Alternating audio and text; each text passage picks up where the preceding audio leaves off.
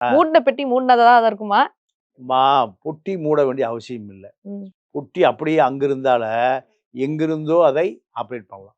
இத ஹைதராபாத்தை சேர்ந்த ஒரு சாஃப்ட்வேர் இன்ஜினியர் ப்ரூவ் பண்ணியிருக்கான். ஓகே. அவன் இப்ப தலைமறைவாய் தப்பிச்சு ஓடி போயிட்டான்.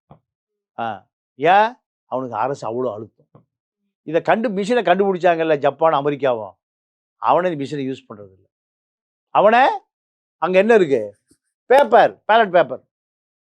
மருந்து கண்டுபிடிச்சவனே அவனே மருந்து சாப்பிடுறது இல்ல. எப்படி? இந்த நாடு எவ்வளவு கேவலமான நாடுன்னு பாரு. மருந்த கண்டுபிடிச்சவன் அவன் சாப்பிட மாட்டான். ஏன்? அதுல நல்லா இருக்காதுன்னு தெரியும். நம்ம ஹெல்த் விஜயபாஸ்கர் மைதா மாவுல மாத்திரை தயார் பண்ண மாதிரி தான். இந்த இந்த இயந்திரத்தை கண்டுபிடித்த ஜப்பானும் அமெரிக்காவும் இந்த இயந்திரத்தை ஏன் பயன்படுத்துறது இல்ல சொல்லுங்க? காரணம் இதுல மால் ப்ராக்டிஸ் பண்ண முடியும்னு அவனே நம்புறான். அமெரிக்காவோட ஒரு விஞ்ஞானமான நாளை உலகத்தில் இருக்கா.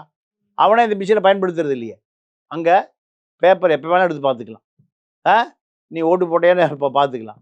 ஆனால் இங்கே இந்த தேர்தல் நடைமுறை என்பது, அதாவது ஜெயராம் ரமேஷ் காங்கிரஸ் செய்தி தொடர்பாளர் சொன்னார், போன நாடாளுமன்ற தேர்தலில் யூபி, ராஜஸ்தான், எம்பி, மத்திய பிரதேச 75 எம்பி ஜெயிக்காமே பார்லிமெண்ட்டுக்கு வந்திருக்கான்.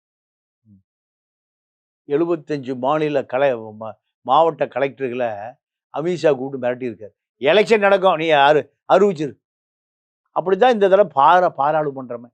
இது பாராளுமன்றமா பன்றி தொழுவமா?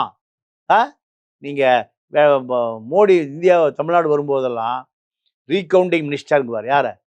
சிதம்பரத்தை. தேர்தலில் சிதம்பரம் தோத்து போயிட்டார், வீட்டுக்கு போயிட்டார். ராஜகண்ணப்ப இப்போ அமைச்சராக இருக்கார்ல, அவர் உட்கார்ந்து கையெழுத்து போட்டு எம்பியா இருக்கு உட்கார்ந்துருக்காரு. டெல்லியிலேருந்து ஃபோன் வருது, ஜெயிச்சவர் தோக்கவர் ஜெயிக்கிறார். தோத்து போனவர் போய் இந்தியாவினுடைய நிதி அமைச்சராக இருக்காருமா. அந்த கூத்து இங்கே தான். மோடி சொல்றாரு ரீகவுண்டிங் மினிஸ்டருங்கிறார். நான் தான் சொல்லல. யார் சொன்னா? மோடி ஒரு பிரதமர் சொல்றாரு. யார? சிதம்பரத்தை. ரீகவுண்டிங், முதல்ல தோத்து போயிட்டா, வீட்டுக்கு போயிட்டா, மறுபடியும் டெல்லியிலேருந்து மன்மோகன் சிங் அரசாங்கத்திலேருந்து டெல்லியிலேருந்து கூப்பிட்டு சொன்ன பிறகு ஜெயிச்சதான் அறிவிக்கிறீங்க. அதனால தான் அவருக்கு என்ன பேரு?